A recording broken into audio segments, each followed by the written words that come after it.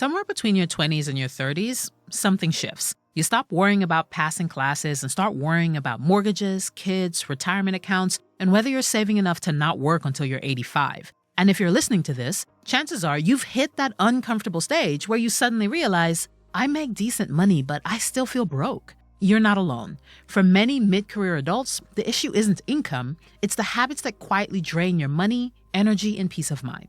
The good news? You can fix them, and 2026 is a perfect year to start fresh. Let's break down the 5 biggest money habits keeping you broke and what to do instead. Number 1, living like your future income already arrived. By your mid-30s or early 40s, you'll likely reach a point in your career where you're no longer an entry-level employee. You've gotten raises, promotions, new opportunities, and you probably make more now than you ever have. But you also have more expenses now than you ever have. This is where one of the quietest killers of your financial progress sneaks in: lifestyle creep. It sounds innocent. You get a raise, so you upgrade your apartment. You start earning a little more, so you buy a nicer car. You get a year-end bonus, so you book a bigger vacation. It feels logical. You worked hard and you deserve to enjoy life. But if your spending rises at the same rate as your income or faster, you never get ahead. You just get busier paying for a life you barely have time to enjoy. And we all fall prey to this. Soon, you'll realize that you're replacing items that still work simply because you want something nicer. Or you add more and more subscriptions, services, and conveniences without noting the total cost. Or maybe your vacations, holiday spendings, and weekend activities are quietly getting more and more expensive. This is detrimental because your lifestyle can expand faster than your financial foundation. When you're 22, it might cost you a little, but when you're 38, it can cost you tens of thousands per year. So instead of upgrading everything as your income grows, whenever you upgrade one part of your life, commit to keeping another area of your life the same. If you upgrade your apartment, then commit to driving the same car. If you hire a cleaner for the house, commit to eating out less. This can help mitigate the runaway train that can become lifestyle inflation. Number 2, confusing making payments with affording it. Many people don't buy things based on the price. They buy them based on the monthly payment. Car payment? Oh, I can swing $470 a month. iPhone? It's just $34 a month. New sofa? It's 0 down and 0% APR for 12 months. We've normalized a life paid in installments. But if everything you own requires a monthly payment, then every dollar you earn is already spoken for. And if every dollar is already taken, you're financially trapped, even if you're earning good money. Monthly payments kill flexibility. They destroy savings and they reduce your margin for emergencies or opportunities. You're not building wealth, you're working to sustain your debt. And sure, you deserve nice things, but you also deserve financial peace, which will always be worth more than any couch, car, or tech you finance. So it's time for a mindset shift. If it has a payment, it's a commitment, and every commitment reduces your financial freedom. Before you buy anything that comes with a payment, ask yourself, would I still want this if I had to pay full price upfront today? Because just that one question can help stop so many impulsive purchases you might find yourself getting into.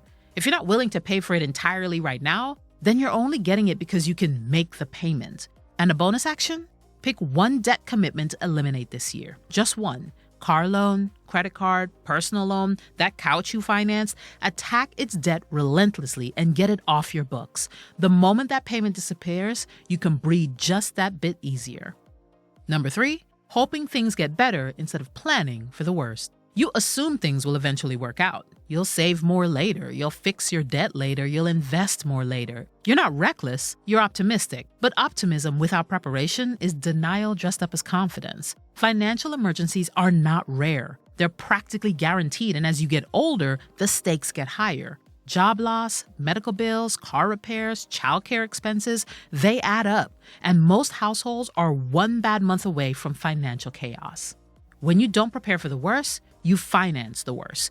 It's that simple, and that's how debt spirals. What starts as one flat tire becomes credit card debt, followed by higher interest, and then the constant stress of a maxed out card and lenders calling you about the bill. Now, the often advised rule is to save 3 to 6 months worth of expenses. But with the high grocery prices, stagnant wages, and runaway inflation we've recently encountered, this is overwhelming and unrealistic when you're already stretched thin. Instead, let's build the cushion in 3 phases. Phase 1, get to $1,000. This is for small headaches, your copay, minor repairs to the car, small travel expenses. This protects you from dropping expenses on your credit card for day-to-day surprises. Phase 2, get to 1 month of expenses. This covers short-term emergencies, unexpected travel, or even a decrease in pay. It gives you a little more breathing room, and at least you'll have a month to figure things out. Phase 3, 3 to 6 months of expenses. You build this slow and steady over time, and doing it with this methodical approach ensures your money habits change permanently. You're no longer afraid of emergencies, they just become more of an inconvenience. Number 4, saying, I'll invest when things calm down.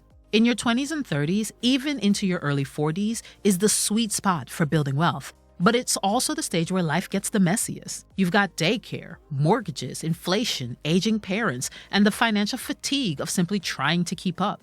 All of this creates one of the biggest wealth-killing habits, delaying investing until life settles down. The problem is, life never settles down. Things just shift. You think investing requires more money, more time, more knowledge, and more stability. But in reality, all investing requires is more consistency. Because investing is a time game, not a money game. If you wait until you have extra money, you'll never invest. There's always going to be something else competing for your dollars and your attention. Here's the switch to make in the new year. Start with 1%. You don't need to immediately invest 10 or 15%, though that is where we want you to get to. But for many, that's too much too quickly. If you earn $80,000 a year, that's $800 and around $66 a month. That's enough to break through the mental barrier to investing because 1% tends to be a number small enough to be almost inconsequential. Most people can find that 1% if they cut back on a couple food deliveries a month or eliminate 1 or 2 subscriptions.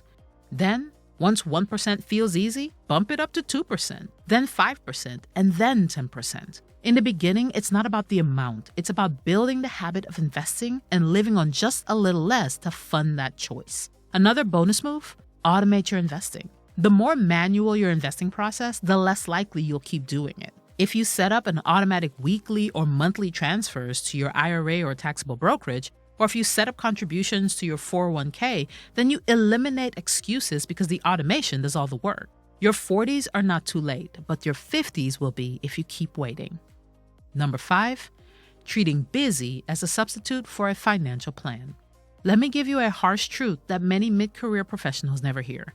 Being busy doesn't mean you're financially productive. You can work 50 hours a week, answer emails at midnight, and juggle 1,000 responsibilities, and still be broke because you never stop to build a financial system. We've already talked about how your 30s and 40s can be a danger zone where you're overwhelmed, juggling everything, and assuming you'll fix your money problems later. But later never arrives if you don't plan for it. When your finances are just running on autopilot with no plan, you can get caught up in missed payments, disorganized accounts, wasted money, and no progress year to year.